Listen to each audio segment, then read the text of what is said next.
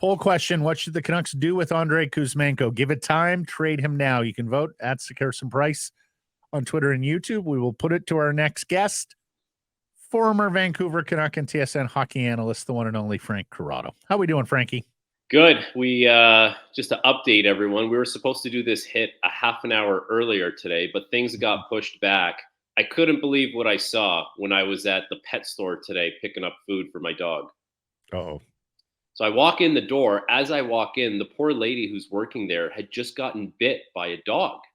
And the lady who was the owner of the dog, I couldn't believe my eyes, like showed no remorse for the situation, didn't help this poor girl in any way, shape, or form. It was actually, like, it was really sad to see someone behave that way. Like, the entitlement that this person had was quite bothersome. So I grabbed my wife because we live right around the corner. We brought her like an ice pack, waited for her father to get there, and she went to the hospital to get probably a tetanus shot or something. But like, what are we doing? Like, what are people doing? We are living in a society, guys. It was bad enough when your kids can do no wrong, and now your pets can do no wrong. That's what it is, though. It's complete embarrassment, and so they just freeze and forget all social norms. That's what happens. I blame the owner. I don't blame the dog. I don't know, but yeah. So, anyways, we're back at it. Here we go. Speaking of dogs, Grady's got a new puppy. Yeah. Female basset hound, still nameless, Frank. He's supposed to be a male, but they delivered the wrong gender. Yeah, I'm not gonna lie, Grady, you're in one, buddy. You're oh dear. It's okay. You'll be up in the middle of the night a little bit, but it'll pass and it'll all be good. I didn't sleep last night, so there we go. So what does the Corrado family have there by way of pets? We have an 11-pound Bichon poodle named Lola, and she's delightful. She's spunky. She's spunky with. We've heard her. Yeah. Yes. No, she's made a couple of appearances on. She's made a few appearances on the show. And from what I hear in Vancouver, Kuzmenko needs to make some appearances in some games here. Well, first of all, he needs the coach to allow him to make appearances in some games. What's your take on this matter, this situation, Frank? Well, I kind of think back to last year. And a lot of people said, the shooting percentage was very bloated. Maybe this is the time to move on from the guy. I don't know how you come to that conclusion when the guy ends up scoring. Was it 39 goals last year he scored? It's very difficult if you want a team to be good and a team to score goals to look at a guy like that and say, nah, check please. Like let's move on from that. Of course, the shooting percentage was going to change. But what if Brock Besser moved on to a different team? What if Conor Garland moved on to a different team? And I know the offensive production isn't exactly what the dollar value should indicate for Conor Garland, but that line's playing very good, and it's providing a purpose for the team. So Kuzmenko's not having a great year, and there's a number of reasons why. Like when you watch his game, he doesn't have the speed to get to the right areas at the right times. You've seen flashes of it this year. We've seen him score off the rush recently. That was a nice little sequence for him. It just hasn't come together the way it was last year. But what if he goes back after the end of the season and has a big summer and he comes back and he's 35 goals? And that's what, like, sometimes not everyone's going to have a career year every year. And we've seen it a lot where guys go through this sophomore slump. And I know he's a little older. He's not a 20-year-old rookie, but it can happen. The league figures you out. You kind of stall a little bit. Now it'll be up to him to find a way to, not reinvent himself, but just find a way to break through in different ways. It's the NHL. It's a hard league. It's not easy. Yeah, here's the thing, Frank. It does look like he's going to play against Dallas. Looks like PDG, your boy, is going to be the odd forward. He's got 9 games left in the schedule right now. Yeah. What if he gets 18 goals? That's a 24-goal season. 18 goals in 49. That's not a crazy rate. I mean, heck, Brock Besser's got 23 and 33 right now. So, what if he gets 18 goals the rest of it? It's a 24-goal season. I mean, I don't mind paying my 24-goal scorer $5 million. Blake, take it one step further now, because of the position Vancouver's put themselves in, you can have the conversation of who's going to score the timely goal in a playoff series when you need it. Like if the Vancouver Canucks are going to make the playoffs this year. They've shown that. So now you get into a playoff series. What if Miller goes dry? What if Pettersson goes dry? What if you need someone to score a big goal for you? That's a guy who can score a goal for you.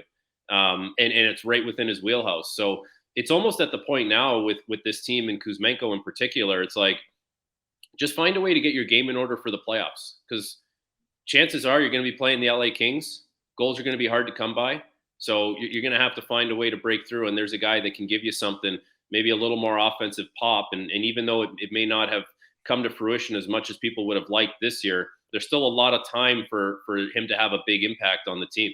While we're on the subject here, we asked yesterday who's going to win the Pacific Division, and Vegas was the choice for most people here, Frank. They're only 1 point off Vegas right now. It's a lot to ask for them to win the division because LA's breathing down their neck. But you're right. I think that was, if people were to slot the three, I think they would have LA and Vancouver in some combination of 2-3 and Vegas winning. But is that enough of a dangling carrot, given what we know about the salary cap situation for the Canucks next year? And given that, I mean, you're pretty damn sure that if they win the division, they're getting a heck of a lot of an easier first round matchup than they are if they're finishing 2-3. I mean, do the Canucks push like a lot of chips into the middle here to try to win this year, given all those circumstances? Yeah, I mean, so people use the term all in, right? When sometimes that term can get taken out of context, where it's like, you got to trade this and that and first round and prospect just to get someone who might not be of that kind of value. That's not going to make sense for the Canucks. I just kind of like the fact that they've made moves here to kind of bolster the team. It's not going to be the marquee guy that's going to help put this team over the edge, but it's Zadorov. That's an insulating piece on the back end that's going to help you. The forward depth is really good, because on any night, like Kuzmenko is out, or Phil DiGiuseppe is out, who's been a good player, and the center ice depth has been really good. Like, I think Pius Suter, you notice when he's in the lineup, because obviously things are slotted a little better. He's been better defensively than I ever would have thought watching him last year in Detroit. Like just a calm presence in the middle of the ice. So there's a lot of things going for the team. But if you're at this point in the season and you kind of see where you're at, you're gonna bolster things. You're gonna find a way to have a little more depth. Maybe it's, I don't know, maybe it's another piece on the back end. It's just, what kind of assets are you willing to part with, and what kind of impact do you think you need in the lineup? It's a great evaluation period for them. And when they play teams like LA and they play teams like Vegas, like, those are the measuring stick games. And now they actually are measuring stick games, because you're right in the mix of things. And those are teams that Vegas won the cup last year. LA's been to the playoffs the last 2 years, losing to Edmonton. So you get to see what you got against teams that have some pedigree here as far as being in the playoffs and having some success. As for Zadorov, and our friend Frank Saravelli thinks it's going to be tough for the Canucks to re-sign him. We've been having that discussion here a little bit. He's 8 games into his Canucks career. Answer me this. Is he, Carson Soucy's been hurt, so he's somewhat forgotten here. Are Zadorov and Soucy redundant?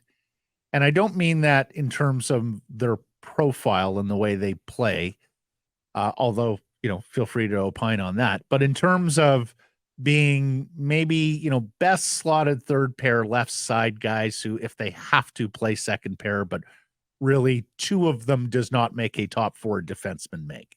I get what you're saying, but I don't believe it's redundant. And the reason why I think that is because you can have your ideal D pairings and have a guy, you look around the league, you say, man, I would like to have that guy in my top 4. But that guy specifically is not available. So now you're going to look at who is that guy on a number of other teams. And you go down the list and you're like, well, that guy's got 6 more years. That guy's got 4 more years. That guy's not quite as good. That's a nominal difference when it comes to the guy I have on my team. So and you talk about the profile, there's nothing wrong with having guys that are big, who can move, who have some range, and to have, one of those guys in your top 4, one of those guys in your bottom 2. That's not going to be an issue. Look at the way Vegas has built their blue line. All those guys are big. The smallest guy on that blue line is Alec Martinez.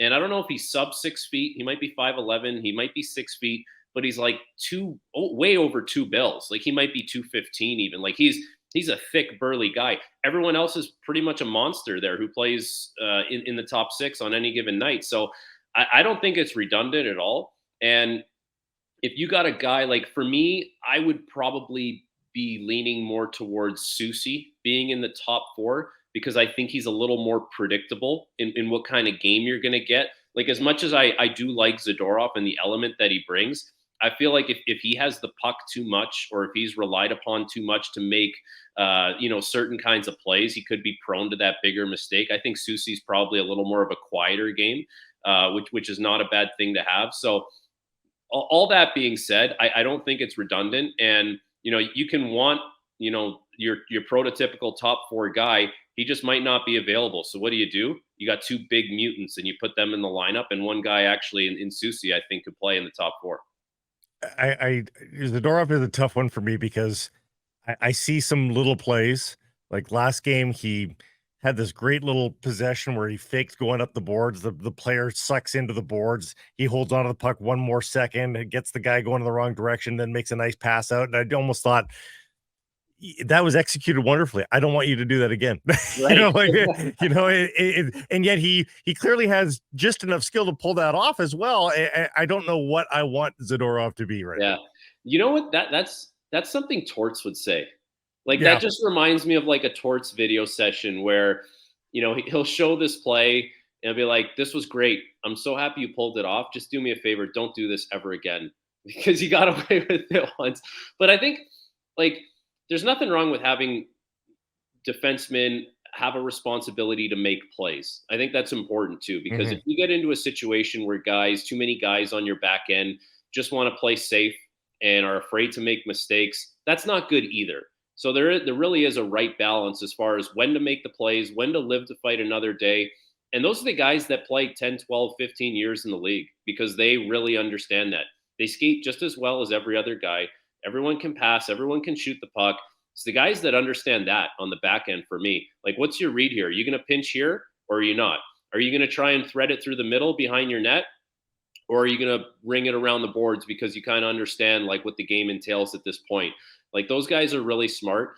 Zadorov is like I talked about, like, I think he'll push the envelope a little more. Like, we've seen that in Calgary where, there's a bit of a gap and you look behind the net, you're like, oh, it was Zadorov. But to your point, Blake, like, he can make the play. I think that's what you like to see. You can make the play. Now it's just upstairs understanding, okay, when do you make the play? When do you push the envelope? When do you live to fight another day? And it's a good thing they have the coaching staff they have here in Vancouver, because who better to help you understand what that's all about than Rick Tocchet and company? You mentioned Garland earlier. 2 goals, 12 points, staring down the barrel of what, a 30-some point season? How far can you go with a guy on analytics and underlines? And at what point do you need bottom line production? Well, I think the analytics would suggest that at some point the production is going to come, because the chances are there, the offensive zone time is there, all that kind of stuff is there. So for me, the analytics just tell the story of what's happening now, and maybe give you a little glimpse into the future that if these things keep happening, then we're going to see a little bit of an offensive breakthrough. I was just taking a look before we came on today, because I see it on Canucks Twitter a lot that, this line of Joshua, Bluger, and Garland is like, people really like this line, and for good reason. Like, it's been very good. So out of all forward lines that have played 100 minutes, they're 16th in the NHL. Their expected goals percentage is just a shade under 60%. So then I started looking at, okay, the lines that are ahead of them, are they first lines, second lines, third lines, fourth lines? What are they? The number 1 line was Hyman, McDavid, and Nugent Hopkins. Then you go down, it's like Moore, Deneau, and Fiala. The one that really sticks out is the Vegas fourth line, I believe. It's Carrier, Waugh, and Colasar. But then you look, it's like, it's a lot of first and second lines. Like, this line has been really, really good. So that would kind of just tell me that it's encouraging the way they're playing. And because they have the puck in the offensive zone so much, because they're generating all these chances, like, it's going to come. It's just a matter of time. That's what the analytics story would tell me on that one. So, hey, listen, it's not there yet, and it's probably not worth the dollar value that he's getting. But at the end of the day, if the team is winning games and those guys are a net positive, now, like this is what I'm talking about with the Canucks. Like now you get into a situation where you're talking about, well, what does this mean for the playoffs? Like, what does this line doing well mean for the playoffs? Are they going to be a line that Tocchet throws over the boards? And it's like they just go win their shift. They just go win their shift. Maybe they force the team into taking an icing. Now the first line can come over the boards. It's like that provides a big time service to your team. And at the end of the day, the Canucks are in a situation now where it's just all about wins. Individual performances are great, but it really is going to be all about wins. Shooting percentage is 2.7 for Garland. Yeah. And interesting to note, I mean, he 2 years ago, he wasn't really producing on the power play for the Canucks, but last year he had 12 power play points. Mm-hmm. He's got 1 power play point. How many were in that last game where he got that? But I mean, if he's got 6 power play points at this point this year, he's got 5 more points than he's got 17 points. That sounds better probably if he's, but of course, shooting percentage, shooting percentage can sink you. I know that firsthand. Actually, I received a tweet last night from Kevin Papetti, works for The Athletic, covers the Leafs.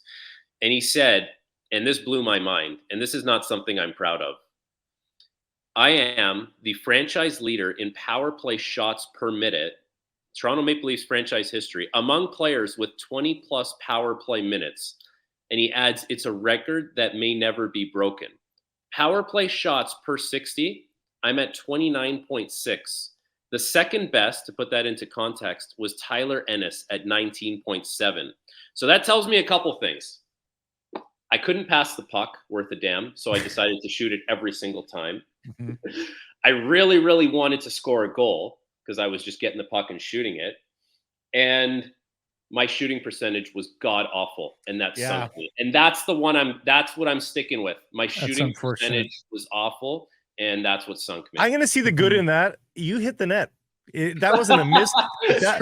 Those are missed shots. Those are on goal. You hit the net. That's Frank. what we love about you, Frank. Your accuracy on ice, off ice. Yeah. You know what? The fans could never yell shoot when I was on the ice. I'm guessing you didn't get a ton of power play time in Pittsburgh, but this guy wants to trade for your ex-teammate, Jake Guentzel, who's a UFA on a Pittsburgh team that has $69 million committed for next year already, with 7 UFAs and 2 RFAs. Or Riley Smith maybe is another cheaper option in terms of what you get back. But what do you think of those 2 players? And what do you think about the Penguins here? Because they're languishing a little in the late days, the sunset of Crosby and Malkin. And we know there's a connection between these 2 teams right now. Oh, yeah. Jake Guentzel would be a great pickup. Like, really, like, a playoff performer and a guy who's just a pure goal scorer. And he's played with Crosby a lot in his career, probably more than any centerman he's ever played with. It's not that Crosby made Guentzel. Guentzel is a really, really good goal scorer. He's a very talented guy, and he's more than just a goal scorer. Like, he's a sneaky playmaker. He's fleet of foot. He gets around the ice well.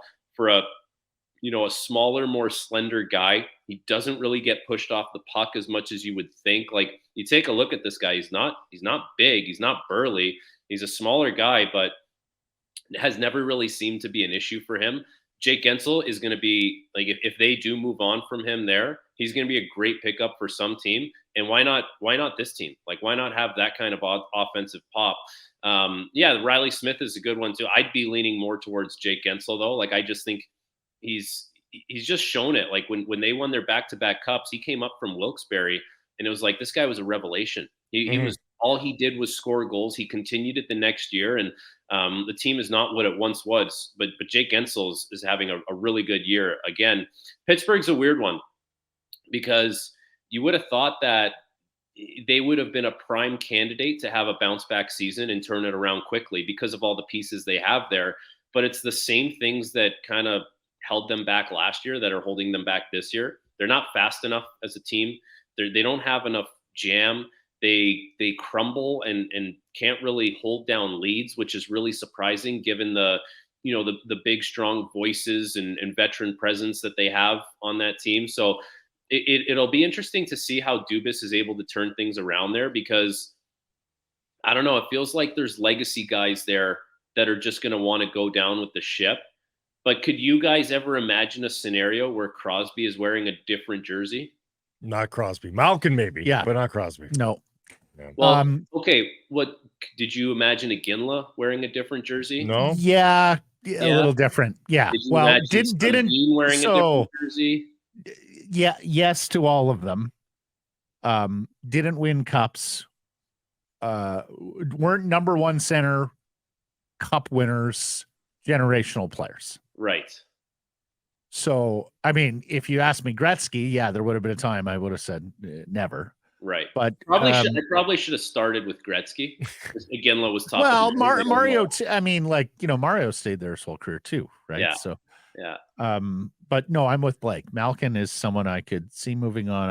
I would be surprised if Sydney wears another jersey. What does he bring you back? Like, what is Malkin going to bring you back that helps you like turn your franchise around? That team, you know what that team needs? They need to bottom out for 3 years. Like they need 3 pretty years much top 5 picks. My last question for you here. Of course, hockey culture doesn't acknowledge hierarchies. We have hierarchies in the sport. We judge it by, you know, who scores more points, who makes more money, who plays more. But in the room, everybody's the same, right? Same station. Which brings me to Abbotsford's Devon Toews, one half of the best defense duo in the league, if it's not Hughes and Hronek. And his comments after a loss to Chicago on Tuesday, I think we got some guys that think they're playing well, and I think they're kidding themselves at this point. It's frustrating to play out there when you got guys that think they're playing well, and you have no idea what play they're going to make or where they're going to be on the ice. It's tough to play in this league when you don't know where your teammates are going to be. If that comes from an NBA superstar, if that comes from an NFL quarterback to the room, I get it. That is really, really rare to hear that in the National Hockey League from a guy who absolutely has some equity in Toews. Yeah. But he's got to be super frustrated to get to that point and air those grievances publicly. What did you make of all that? First of all, I was floored to hear that. And the first time I heard it, I was actually on set with Jay Onright. We were about to do our hit. And he goes, I got some audio to play. You'll hear it when we come up. And sure enough, he throws to it. And I'm sitting there and I'm looking at Jay. I go, what are we listening? Like, you don't hear that from hockey players. First of all, from my experience in a hockey dressing room, I would imagine someone would say, that's a hero move. Let's keep that internally. Like, why do we need to draw any unnecessary attention to ourselves? You got something to air out. We're all friends. We're all teammates. Let's air it out in here. Maybe that's been done already and the message wasn't getting across. And maybe he wanted someone else to hear the message. I don't know. But to your thing about the hierarchy, there definitely is a hierarchy in an NHL dressing room. It's like vets, leadership group that have been around there a long time. Then there's like this unit of guys that are, I don't know, I'm not going to say the other guys, but there's like a next tier. Then there's the pigeons who don't say anything. Just go to the rink, be happy you're there every day and do your thing and put a smile on and you're just happy to be there. So there's a few different tiers. Right, you are. I should correct myself. There's no publicly acknowledged hierarchy. Yeah, we don't exactly. Yeah, that's a good way of putting it for sure. But yeah, I was floored. The first thing that came to mind was someone in that room is going to say, like, that's a hero move. Why are we doing this in public? Why are we airing this out in public? Let's keep that internal. But we just don't know. We don't know the ins and outs of the room. Yeah. What's been said, what hasn't been said. Like, I saw like Rantanen said something about Lekkonen's dad was tripping in Finland. Yes. He made a point. Like, he made a point to grab the camera. It's like he pulled a Stephen A. Smith during first take. Sometimes Stephen A. will be like, hey, give me camera A. And he'll look deep into the eyes of the camera and be, I love that. All right, Cowboys fans, I'm talking to you. Right. And it's like, it was like a heel move. It was, I don't know. It's weird. Things seem weird in Colorado. They do. They do. That's a good point. Some of the players who got in there just don't fit. Like, they don't fit that mold of what they kind of built there, which is strange. Well, and he went on to talk about how we have guys who aren't self-aware for 60 minutes, and then this humdinger. We've got guys in here who aren't showing up right now. For a team that's 19-11-2, sitting on 40 points. I mean, third place, but only by tiebreakers. 4-5-1 in the last 10. Like, I know. 12 There's and nothing 4 wrong at with having home. high standards. There's No. nothing wrong with it, right? It's just how you go about it, and I don't know, And getting the most of your group. I think they need Alfredo sauce. I think everyone there would be a little happier if there was a little Alfredo sauce for the pregame meal. You guys know that the story there, right? No. Right. Chickpea pasta. Nathan McKinnon, yeah. All that. Yeah, yes. and I'm pretty sure it was Zadorov.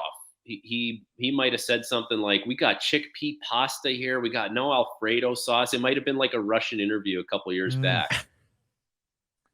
I don't like Alfredo sauce. What either. about Big Sal's sauce? Yeah, that when are we getting a Yeah. refresh of Sal's sauce? Yeah, we here? gotta get a Christmas care package coming your way.